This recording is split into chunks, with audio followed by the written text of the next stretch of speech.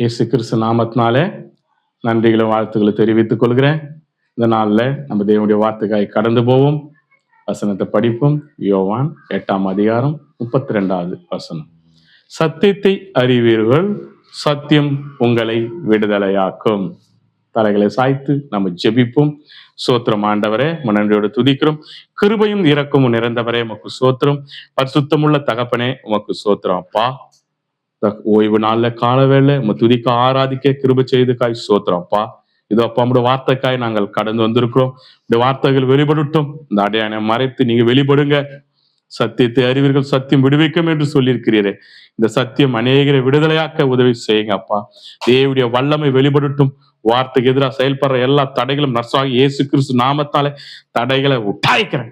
தேவனுடைய வல்லமை வெளிப்படட்டும். ஆவியுடைய அக்கினி இறங்கும்படி செபிக்கிறோம்ப்பா. வார்த்தைக்கு எதிராக செயல்படுற எல்லா மந்திர கட்டுகளும் உட்டாய்க்கிற வான மண்டல பொல்லாத சேனைகளை நர்சாகி இயேசுவின் நாமத்தால கடிந்து வெளியேறும்படி செபிக்கிறேன். தேவனுடைய மகிமை வெளிப்படட்டும். ஆவியானவர் பேசுவீராக, வல்லமை வெளிப்படட்டும். நர்சாகி இயேசு கிறிஸ்து நாமத்தாலே செபிக்கிறேன் ஜீவனுள்ள நல்ல பிதாவே, ஆமீன். அல்லேலூயா, அல்லேலூயா. கர்த்தர்னால உங்களை ஆசீர்வதிப்பாராக. இதனால நம்ம வார்த்தைக்காக கடந்து போகும். இதனால தேவன் நமக்காக கொடுத்த வார்த்தை என்ன என்று நம்ம தெரிந்து கொள்ளலாம். 1 யோவான் 5ஆம் அதிகாரம் 21வது வசனம். அல்லேலூயா. அதை சொல்லப்படுது, பிள்ளைகளே நீங்கள் விக்கிரங்களுக்கு விலகி உங்களை காத்து கொள்வீர்களாக. ஆமேன். இங்க சொல்லப்படுகிறது என்னன்னு கேட்டா, பிள்ளைகளே நீங்கள் விக்கிரங்களுக்கு விலகி உங்களை காத்து கொள்வீர்களாக. ஆமேன். ஆமேன் என்றாலே அப்படியே ஆவதாக. இது கட்டளையாகவும் சொல்லப்படுகிறது. இந்த வசனத்தை சொல்லப்படுகிறது, பிள்ளைகளே நீங்கள் விக்கிரங்களுக்கு விலகி உங்களை காத்து கொள்ளுங்கள். இல்லையா? அப்ப விக்கிரங்களை விலகி நம்ம எது காத்து கொள்ளணும்னு ஆண்டவர் சொல்றாரு, நம்ம தெரிஞ்சு கொள்ளலாம். அதே வசனம் திருப்பி கொடுக்கப்பட்டது 1 கொரிந்தியர் 10ஆம் அதிகாரம் 14வது வசனம் சொல்லப்படுகிறது. ஆகையால் எனக்கு பிரியமானவர்களே, விக்கிர ஆராதனைக்கு விலகி ஓடுங்கள். இங்க சொல்லப்படுகிறது விக்கிர ஆராதனைக்கு விலகி ஓடுங்கள்.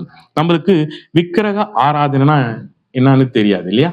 அப்ப விக்கிரக ஆராதனா என்னன்னு தெரிஞ்சுக்கணும். நிறைய பேர் விக்கிரக ஆராதனா என்னன்னு தெரியல, விக்கிரகத்துட்டு விலகி ஓடுற. அப்ப விக்கிரகனா என்னன்னு தெரியல. நமக்கு தெரிஞ்ச விக்கிரகம் என்னன்னா, நம்ம அந்நிய தேவர்களை நம்ம விக்கிரகம் அப்படி என்று சொல்லப்படுகிறோம். அந்நிய தேவர்கள் தான் விக்கிரகம், அதை விட்டு நம்ம விலகி இருக்கிறோம் அப்படின்னு நம்ம நினைச்சுக்கிறோம். அது உண்மைதான், அதுவும் விக்கிரகம் தான். ஆனா அதோட முக்கியமான ஒரு விக்கிரகம் இருக்கிறது, விக்கிரக ஆராதனை இருக்கிறது. அது என்னன்னு நம்ம தெரிஞ்சு கொள்ளலாம். நான் முதல்ல அந்த விக்கிரகத்துக்கு நான் விளக்கத்தை கொடுக்கிறேன். விக்கிரகம், அதாவது விக்கிரகம்னா என்னன்னு இங்க ஒரு வசனத்துல சொல்றேன். சங்கீதம் 135வது அதிகாரம் 15வது வசனத்துல சொல்லப்படுது, அஞ்ஞானிகளுடைய விக்கிரகங்கள் வெள்ளியும் பொன்னும் மனுஷருடைய கைவேலையாய் இருக்கிறது. அப்போ அஞ்ஞானிகள்னா தேவனை அறியாத ஜனங்கள் செய்யப்படுகிற விக்கிரகம். தேவன் என்றால் தேவன் நம்மளை தான் உருவாக்கி இருக்கிறார், அவர் தான் தேவன்.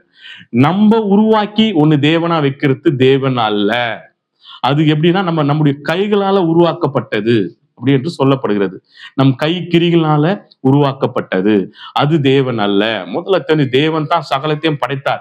தேவன் நம்மையும் படைத்தார். நம்மளை படைத்தவர் தான் தேவன்.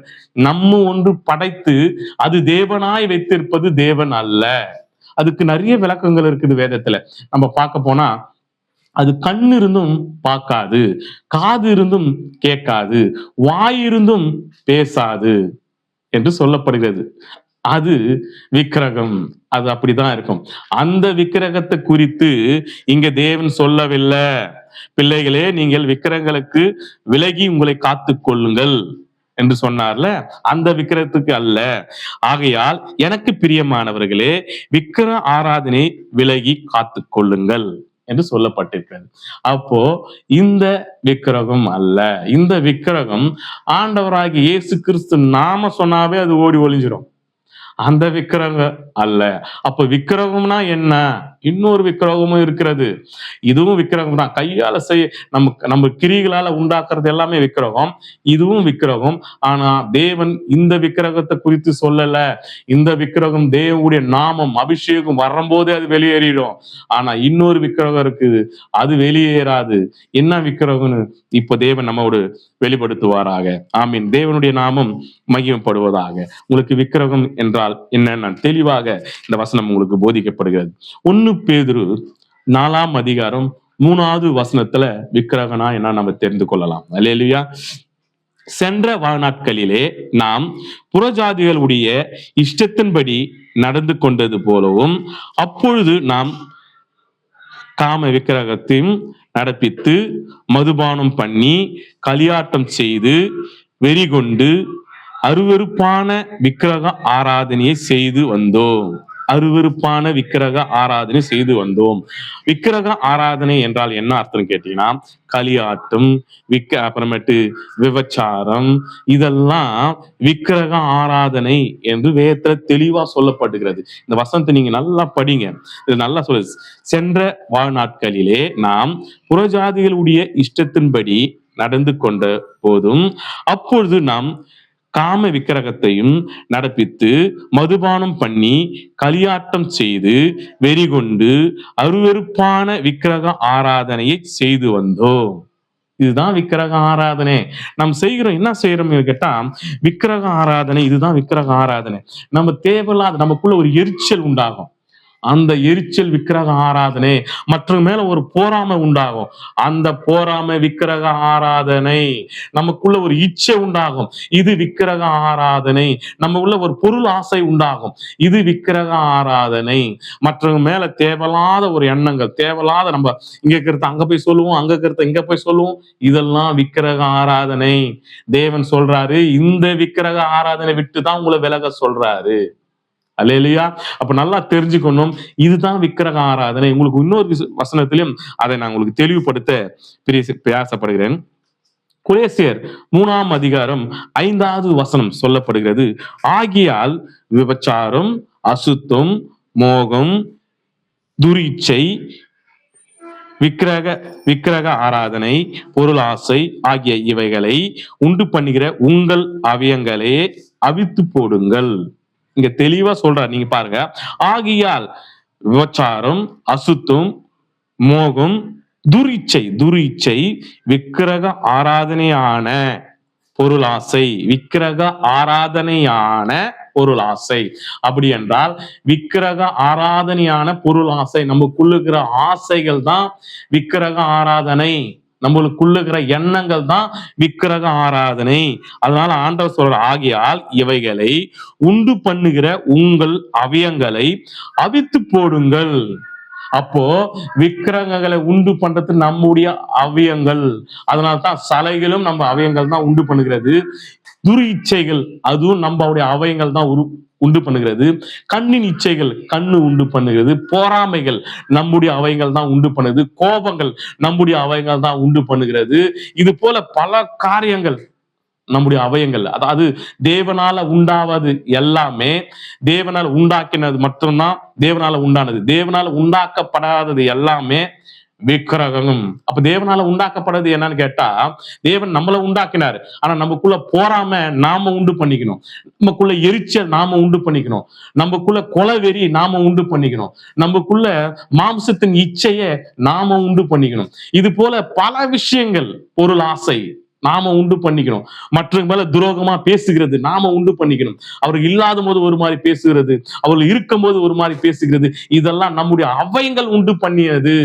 நம்ம இருதயங்கள், நம்ம சிந்தைகள், நம்ம கண்கள், நம்முடைய வாயினுடைய வார்த்தைகள், இதெல்லாம் நம்முடைய அவயங்கள் உண்டு பண்ற இதுதான் விக்கிரக ஆராதனை.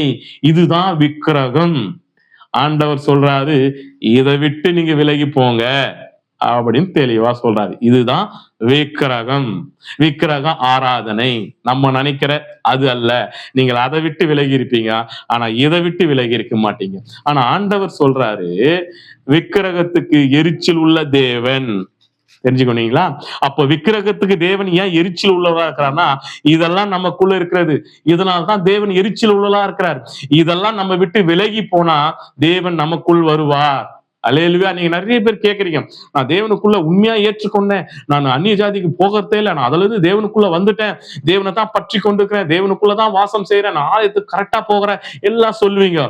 ஆனா உங்களுக்குள்ள விக்கிரக இருக்கிற ஆராதனை உங்களுக்கு தெரியாம இருக்கிற, அதை விட்டு நீங்க விலகாம இருக்கிறீங்க.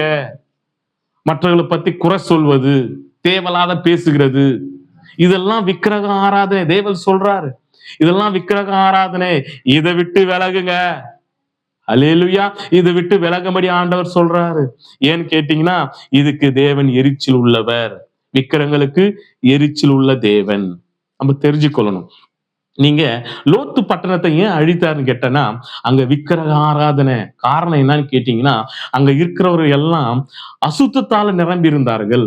தேவ தூதர்கள் லோத்து வீட்டுக்கு வந்துக்கிறாங்க. தேவ தூதரையே தப்பாக நடந்து கொள்ள அங்க இருக்கிறவர்கள் எல்லாம் அவரை வெளியே அனுப்பும்படி சொல்றாங்க. அவரு என் பொண்ணுங்களை அனுப்புறான்றாரு.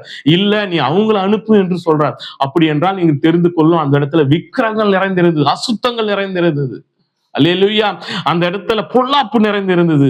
அதனால்தான் தேவன் அந்த இடத்தை எரிச்சல் கொண்டு அழித்து போட்டார். அல்லேலூயா. அப்போ விக்கிரகங்கள் நமக்குள்ள இருந்தா அதெல்லாம் தேவன் அழித்து போடுவார். நீங்கள் அதை விட்டு விலகாத போனால் அதனால நாம அழிந்து போவோம்.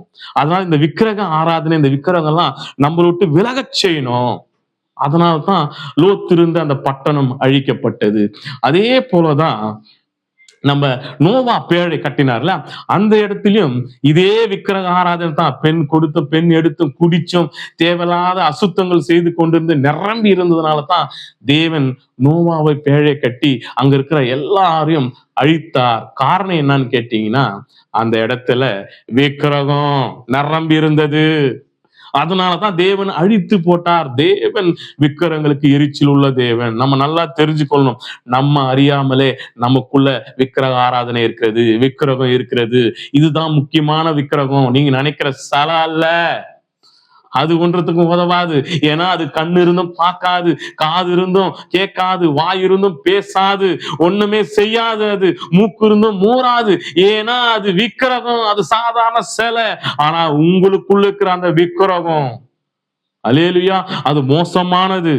எதையும் செய்ய தோணும். நமக்குள்ள ஒரு எரிச்சல் உண்டானா அவனை என்ன சொல்றது, அவனை அடிக்க தோணும், அவனை கொலை செய்யற எண்ணங்கள் உண்டாகும். இது பெரிய விக்கிரகம், இதை விட்டு விலகணும். இது யாரால உண்டானதுன்னா நம்மால உண்டாக்கப்பட்டது.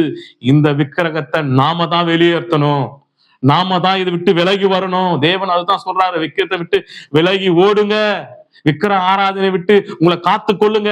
ஏன் சொல்றாருன்னா, நீங்க தான் காத்து கொள்ளணும். ஏன்னு கேட்டா இது உங்களால உருவாக்கப்பட்டது, நம்மளால உருவாக்கப்பட்டது. இதை விட்டு நாம தான் வெளியேறணும் ஆண்டவர் சொல்றார். அப்ப விக்கிரகனா என்ன நம்ம தெரிந்து கொண்டிருக்கிறோம். விக்கிரகனா நம்ம அவயங்கள் செய்யப்படுகிற பொருள்கள், ஆசைகள், இச்சைகள், இதுதான் விக்கிரகம்.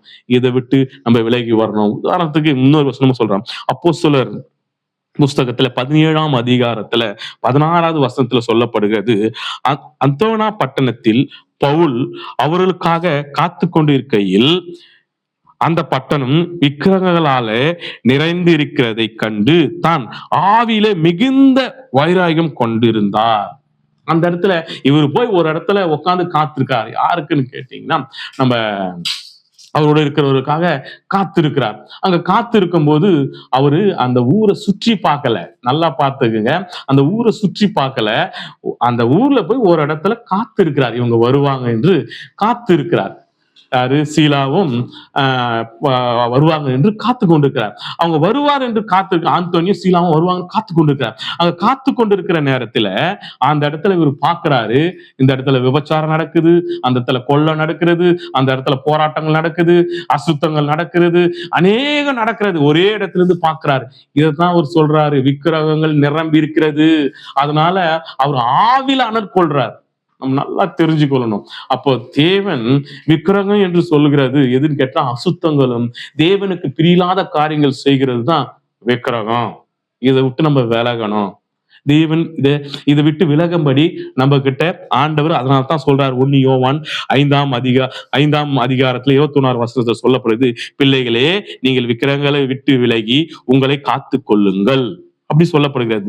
1 கொரிந்தியர் 10ஆம் அதிகாரத்துல 14வது வசனத்துல சொல்லப்படுது, ஆகையால் எனக்கு பிரியமானவர்களே விக்கிரக ஆராதனைக்கு விலகி ஓடுங்கள்.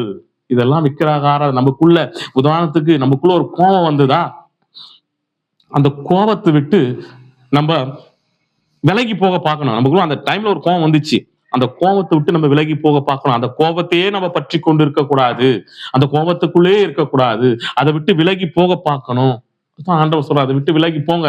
மனுஷன் என்றால் கோபங்கள் வரும், நமக்குள்ள பிரச்சனைகள் போராட்டங்கள் வரும்.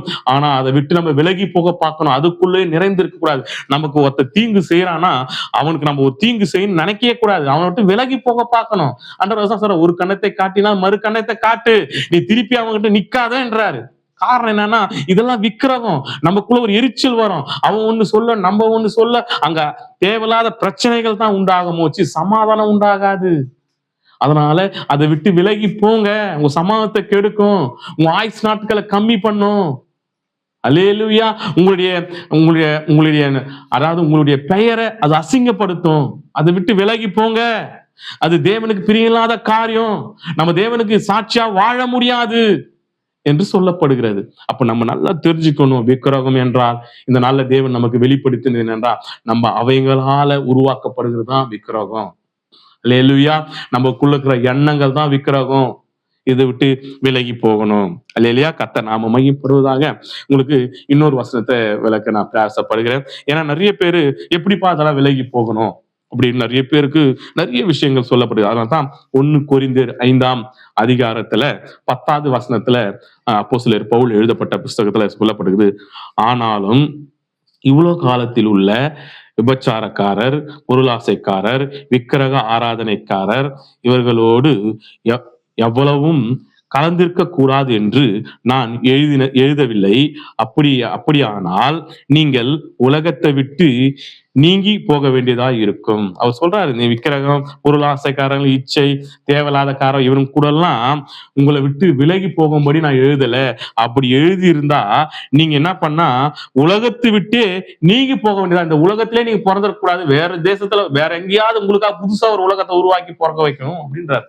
அப்படி என்றால் அப்ப எதுக்காக இப்படி சொல்றான்? எப்படி நம்ம விலகி இருக்கணும்னா, இங்க சொல்லப்படுகிறது அதே வசனம் 11 வசனம், நான் உங்களுக்கு எழுதினது என்னவென்றால், சகோதரன் எண்ணப்பட்ட ஒருவன் விபச்சாரக்காரனாவது, பொருளாசைக்காரனாவது, விக்கிரக ஆராதனைக்காரனாவது, உதாசீனக்காரனாவது, வெறியனாயாவது இருந்தால் அவனோடு கூட கலந்திருக்க கூடாது. அப்படிப்பட்டவனோடு கூட நீங்க புசிக்கவும் கூடாது அப்படி என்று சொல்லப்பட்டிருக்கிறது. அப்படி என்றால் என்ன அர்த்தம் கேட்டீங்கன்னா, நம்ம சொல்ற வசனங்கள் என்ன சொல்லப்படுதுன்னா, இப்ப நம்ம ஒரு வீட்டுல இருக்குன்னா நம்ம வீடு பக்கத்துல இருக்கிறவங்க அவங்க என்ன பண்ணா கோவக்காரா இருப்பாங்க, கொலைகாரர்களா இருப்பாங்க, இல்ல தேவையில்லாத பேசுறவர்களா இருப்பாங்க. அவங்க எல்லாரும் அப்படித்தான் இருப்பாங்க. நம்ம அதை பத்தி கவலைப்பட தேவையில்லை. அவங்க எப்படின்னா இருக்கட்டும். உன்னுடைய நாட்கள் எப்படி இருக்கிற, நீங்க எப்படி நடந்து கொள்ளணும்னா அது போல நீங்க நடந்து கொள்ளணும். நீங்க தேவனுடைய பிள்ளைகளா இருக்கிறீங்க, ஆனா தேவனுடைய பிள்ளை போல நீங்க நடந்து கொள்ளணும். ஒரு பக்கத்துல இருக்கிறவங்க எப்படின்னா இருக்கட்டும், அது தேவையில்லை. அப்ப யாரை விட்டு விலகி இருக்கணும்னு கேட்டா சகோதரர்கள். உதாரணத்துக்கு நம்ம ஆலயத்துக்கு கடந்து போறோம், ஆலயத்தில் நம்ம கூட இருக்கிற எல்லாரும் சகோதரர்கள். அப்ப ஆலயத்துல 10 பேர் இருக்கிறாங்கன்னா 10 பேர் நம்ம சகோதரர்கள். அதுல 10ல ஒருவர் தப்பான எண்ணம் கொண்டு பேசுறாரா, அவரை விட்டு விலகி நில்லு. அவர் தப்பான காரியத்துக்கு உன்னை கொண்டு போக நினைக்கிறாரா, அவரை விட்டு விலகி ஓடு தான் சொல்றாரு. இப்ப நம்ம ஒரு வேலை ஸ்தலத்துல போறோம், நம்ம வேலை செய்யறோம். நம்ம வேலை செய்யறவங்க எல்லாரும் எல்லா மதத்துக்காரும் எல்லா ஜாதிக்காரும் இருப்பாங்க. அவங்களோட நம்ம கடந்து வேலை செய்வோம். ஆனா அதுக்காக நம்ம வேலை செய்வானான்னு சொல்ல, நம்ம வேலை செய்யறது ஏன்னா நம்ம வேலை செய்யறதுதான் நம்ம போசிக்க முடியும், நம்ம சாப்பிட முடியும், நம்ம தேவைகளை சந்திக்க முடியும். அப்ப வேலை செய்யணும். அப்ப அங்க இருக்கிறவர்கள் ஒருவர் சரியில்லை என்றால், அவருடைய எண்ணங்கள் சரியில்லை, அவர் திருடராக இருந்தார்னா அவரோட சேரக்கூடாது. ஏன்னா நம்மளையும் அதை போல மாற்றம் செய்வார். சில பேர் நீங்க நல்லா பாருங்க, புற ஜாதி கிட்ட, தேவையில்லாதவர்கிட்ட, ஒரு தப்பானவர்கிட்ட போய் ஒரு ஆலோசனை சொன்னீங்கன்னா அதுதான் ஆண்டவர் சொல்றாரு, அவர் கூட உட்காந்து சாப்பிடக்கூடாது. ஏன் உட்காந்து சாப்பிடக்கூடாதுன்னா, நம்ம உட்காந்து சாப்பிடும் போது எதையாவது பேசுவோம். இப்போ உதாரணத்துக்கு எப்படி சொல்லணும்னா, நம்ம பேசுவோம், என்னப்பா எங்க வீட்டுல இந்த மாதிரி பிரச்சனை, இப்ப எனக்கும் என் மனைவிக்கும் ஒரு பிரச்சனைப்பா, என்ன பண்றதுன்னு தெரியல அப்படின்னு நம்ம ஒரு பிரச்சனை சொல்றோம்னா, அவன் சொல்லுவான், அவன் தப்பானவனாக்கத்துல அவன் சொல்லுவான், பிரச்சனை தான் என்னடா, அவளை அச்சு தோத்திட்டு வேற ஒருத்தர் கூப்பிட்டு வந்து லைஃப் இது என்ஜாய் பண்றா, வேற என்ன இந்த காலத்துல போய் இப்படி இருக்கிற அப்படி ஆலோசனை கொடுப்பான். அதனாலதான் அவரோட உட்காரக்கூடாது என்று சொல்றாரு. ஏன்னா அவன் துரு ஆலோசனை கொடுப்பான். ஏன்னா அவனுடைய எண்ணங்கள் சரியில்லை, அவன் விக்கிரகம் நிறைந்தவனா இருக்கிறான். அதனாலதான் அவரோட உட்காராதீங்க, அவரோட நீங்க பூசிக்காதீங்க, அவரோட சாப்பிடாதீங்கன்னு என்று தேவன் சொல்றார். சொல்றார். அப்போ நமக்கு ஒருத்தர் சரியில்லைன்னு சொல்றது தெரியுதுன்னா அவங்க விட்டு விலகி வரணும். இந்த பூமியில நம்ம எப்படி வாழணும்னு கேட்டீங்கன்னா, தேவன் கொடுத்த இந்த ஆசீர்வாத வாழ்க்கை நம்ம எப்படி வாழணும், ஒருவர் சரியில்லை என்று நம்ம அறிந்து கொண்டால் அந்த இடத்துல போகக்கூடாது, அவங்க கிட்ட விலகி இருக்கணும். உதாரணத்துக்கு நம்ம கூட ஒருத்தர் இருக்கிறார், அவர் நம்மளோட மெய்யான ஒரு பெரிய பதவியில இருப்பாரு, ஆனா அவருக்கு கீழே தான் நம்ம வேலை செய்யறோம். இப்ப அவர்கிட்ட நம்ம விலகி போக முடியாது. நீங்க அப்படி சொல்ல வரல, நீங்க அவருடைய சொல்லுகிற வேலைகள் செய்யுங்க. அவர் அவர் அவர் என்ன சொல்றாரு, நம்ம வேலை விஷயத்துல கரெக்டா இருப்போம். ஆனா தன்னுடைய விஷயத்துல, நம்முடைய நடக்கையில, நம்ம குடும்ப விஷயத்துல அவருடைய ஆலோசனை கேட்கக்கூடாது, அவரோட நம்ம இணைந்து நடக்கக்கூடாது, அவரோட நம்ம இருக்கக்கூடாது. அதுதான் அப்போஸ்தலர் பவுல் தெளிவா எழுதியிருக்கிறார். அல்லேலூயா. அப்ப இருக்கக்கூடாது. நம்முடைய வேலை ஸ்தலத்துல வேலை விஷயத்துல மட்டும் தான் அவங்களோட இருக்கணும். நம்முடைய சுய குடும்ப விஷயத்துல, நம்முடைய ஊழியத்து விஷயத்துல, நம்முடைய ஆயத்து விஷயத்துல அவங்களோட ஆலோசனை வைத்துக் கொள்ளக்கூடாது. ஏன்னா அவங்க விக்கிரகம் நிறைந்தவர்கள், நம்மளை அவர்கள் வழிக்கு கொண்டு போவார்கள். அல்லேலூயா. அப்ப நம்ம நல்லா தெரிஞ்சுக்கணும், விக்கிரகம் என்றால் நம்முடைய அவயங்களால உருவாக்கப்படுகிறது தான் விக்கிரகம். இதை விட்டு நாம தான் விலகி போகணும். நீங்க நினைக்கலாம், இதை விட்டு எப்படி விலகணும்னா, இது உங்களால உருவாக்கப்பட்டது, நம்மளால உருவாக்கப்பட்டது, நாம தான் அதை உருவாக்கி கொண்டுக்கிறோம். அப்போ நாம தான் அதை விட்டு விலகி போகணும். அதுதான் ஆண்டவர் சொல்றார், அதை விட்டு விலகி நீங்க ஓடுங்க, அந்த விக்கிரக ஆராதனை விட்டு நீங்க உங்களை காத்து கொள்ளுங்க. அப்ப நாம தான் காத்து கொள்ளணும். நமக்கு தெரியணும் இது தவறு, இது செய்யக்கூடாது, இது தேவனுக்கு பிரியலாத காரியம், இது விக்கிரகம். ஆண்டவர் சொல்றார், விக்கிரகத்துக்கு எரிச்சல் உள்ள தேவன் விக்கிரகம் நிறைந்த பட்டணத்தை அழித்திருக்கிறார். அப்ப நமக்குள்ள ஒரு பயம் வரணும், இதெல்லாம் விக்கிரகம், நம்முடைய அவயங்கள் செய்யறதுதான் மெயினான விக்கிரகம், சலா அல்ல. நம்முடைய அவயங்கள் உருவாக்குற அந்த துரு இச்சைகள், துரு ஆசைகள், தேவையில்லாத எண்ணங்கள், செயல்பாடுகள், நம்ம பேசுகிற வார்த்தைகள், இதெல்லாம் தான் விக்கிரகம். இதை விட்டு தான் நம்ம விலகி போகணும், இதை விட்டு தான் நம்ம காத்து கொள்ளணும்.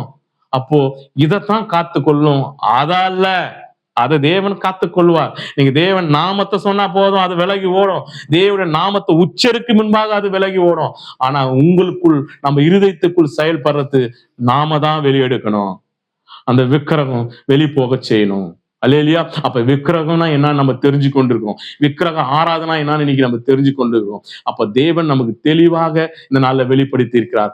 விக்கிரகம் என்றால் நம்முடைய அவயங்களால உருவாக்கப்படுகிறது தான் விக்கிரகம். அல்லேலூயா. சிலையும் விக்கிரகம் தான், அதை விட்டு நீங்க விலகி போக தேவையில்லை. ஆனா தேவன் நம்ம படைத்திருக்கிறார், தேவனால உருவாக்கப்பட்டிருக்கிற சரீரத்துக்குள்ள, இந்த எண்ணத்துக்குள்ள, இந்த செயல்பாடுகள் செய்யறோமே, அந்த விக்கிரகத்தை விட்டு விலகி போங்க.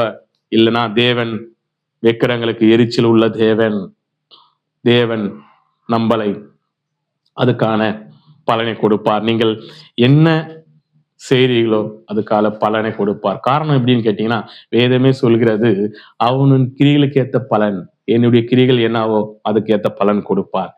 விக்கிரகம் நிறைந்தவர்களுக்கு கிரிகள் என்னவோ அந்த பலனை தேவன் கொடுப்பார். நம்ம நல்லா தெரிஞ்சுக்கணும், விக்கிரகத்தை விட்டு விலகி போகணும். அல்லேலூயா. நம்மோடு இருக்கிறவர்கள் எப்படிதான் இருக்கட்டும், ஆனா நாம தேவனை தெரிந்து கொண்ட நாம விக்கிரங்களை விட்டு விலகணும். நீங்க விக்கிரகத்தை விட்டு விலகினா தான் தேவன் உங்களோடு இருப்பார். விக்கிரகத்தை விட்டு விலகாம, நம்ம ஆண்டவரே எங்களுக்குள்ள பிரச்சனை மாறல, எங்களுக்குள்ள போராட்டம் மாறல, எங்களுக்குள்ள விடுதலை ஆகல, எங்களுக்குள்ள தர்தர சூழ்ந்து இருக்குதுன்னா எப்படி போவோம்? நீங்க நம்ம நல்லா தெரிஞ்சுக்கணும், நமக்குள்ள இருக்கிற அந்த விக்கிரகங்களை நீங்க விட்டு விலகும் போதுதான் உங்க பிரச்சனை மாறும், உங்க போராட்டங்கள் மாறும், உங்க குடும்பம் ஆசீர்வாதமா இருக்கும், உங்கள் ஜபமும் கேட்கப்படும்.